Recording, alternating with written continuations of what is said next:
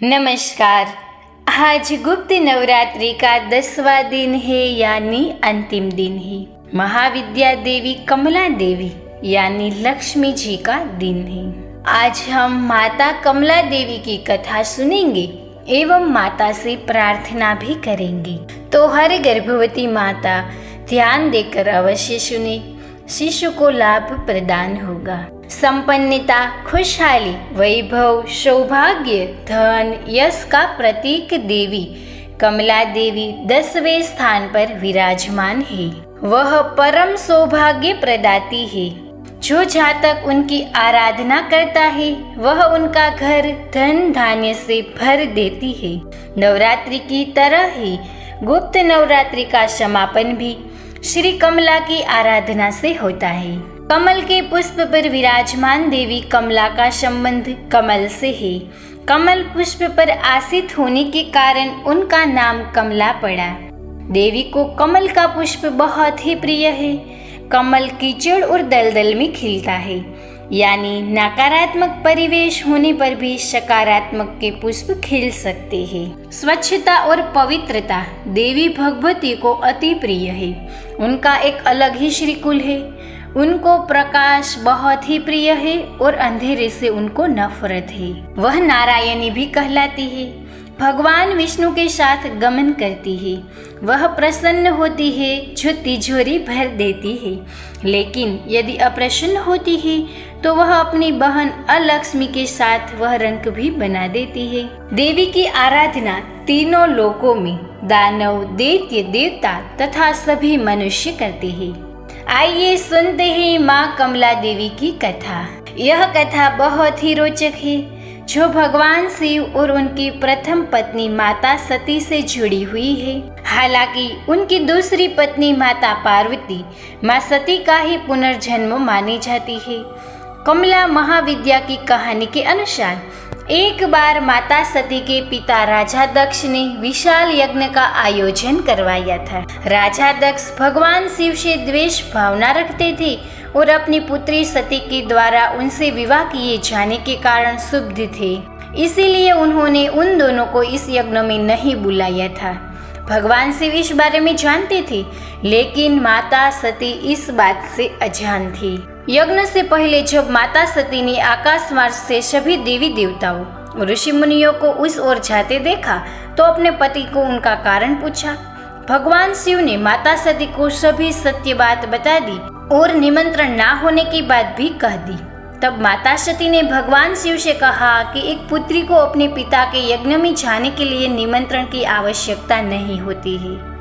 माता सती अकेले ही यज्ञ में जाना चाहती थी। इसके लिए उन्होंने अपने पति शिव से अनुमति मांगी, किंतु उन्होंने मना कर दिया। माता सती के द्वारा बार बार आग्रह करने पर भी शिव नहीं माने। माता सती को अत्यंत क्रोध आ गया और उन्होंने शिव को अपनी महत्ता दिखाने का निर्णय ले लिया। तब माता सती ने भगवान शिव को अपने 10 रूपों के दर्शन दिए, जिनमें से अंतिम माँ कमला देवी थी। माता रानी की यही 10 रूप 10 महाविद्या कहलाई।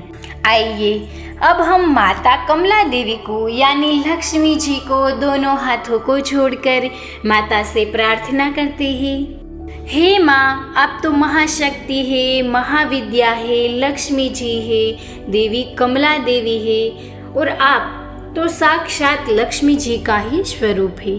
हे माँ, आप मेरे शिशु के जीवन में संपन्नता, खुशहाली, वैभव, सौभाग्य, धन और यश उनके जीवन में सदैव के लिए बना रहे, ऐसी कृपा करना। हे माँ, उसको ऐसी शक्ति प्रदान करना कि वह धन धान्य कमाकर अपना गुजारा अच्छी तरीके से कर सके। और माँ, मेरा शिशु धन का उपयोग सही जगह करे, ऐसे गुण मेरे शिशु में डालना। हे माँ, आप तो स्वच्छता और पवित्रता की देवी है।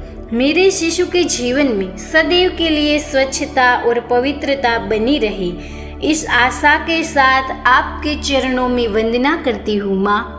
स्वीकारना माँ, स्वीकारना। हे माता लक्ष्मी जी के स्वरूप में आप मेरे घर स्वयं आना माँ, स्वयं आना। सदैव मेरे घर में लक्ष्मी जी बनी रहे, मुझे कभी लक्ष्मी जी की कमी ना आए। सदैव के लिए हम मेहनत से लक्ष्मी जी कमाकर हमारे घर का गुजारा कर सके। हे माँ, ऐसी कृपा करना, आप तो धन धान्य बरसाती है। हे माँ, आपकी कृपा मेरे घर पर बनाए रखना, मेरे परिवार को खुश रखना, मेरे गर्भ में जो शिशु पल रहा है उनको भी खुश रखना, मेरे शिशु में सभी गुण डालना। हे माँ, मेरा शिशु अपनी कमाई से अपने दम पर हर कदम पर आगे बढ़े, धन धान्य कमाए और अपना गुजारा करे और लक्ष्मी को सही जगह उपयोग करके उनका जीवन अच्छा बनाए। हे माँ, मेरा शिशु ऐसा बने, मैं ऐसा चाहती हूँ, इसीलिए माँ मेरे शिशु को ऐसा बनाना। एक गर्भवती माता आपसे यह प्रार्थना कर रही है, स्वीकारना माँ, स्वीकारना। आइए माता महालक्ष्मी का मंत्र भी सुनते हैं। ओम ह्रीं अष्ट महालक्ष्मीये नमः। महालक्ष्मी माता का मंत्र अवश्य सुने, अवश्य करे। जितनी बार हो सके इतनी बार इस मंत्र का पाठ अवश्य करें। मेरे साथ बोलो, माँ लक्ष्मी की, माँ कमला देवी की जय हो। धन्यवाद।